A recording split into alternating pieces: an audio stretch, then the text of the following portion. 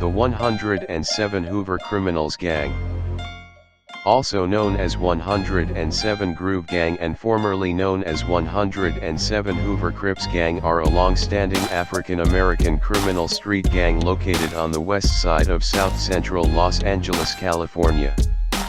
The 107 Hoover Criminals are an active subset of the larger Hoover Criminals Gang umbrella. The 107 Hoover Criminals Gang originated in the 1970s. Around 107th Street and Hoover Street, between Vermont Ave and Figueroa Ave.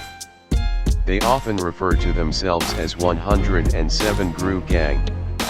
To pay homage to the original Hoover Groovers, however, the Hoover Groovers eventually turned Crips, and later tuned criminals. The 107 Hoover Criminals Gang are allies of all Hoover criminal gangs, especially the 112 Hoover Criminals Gang.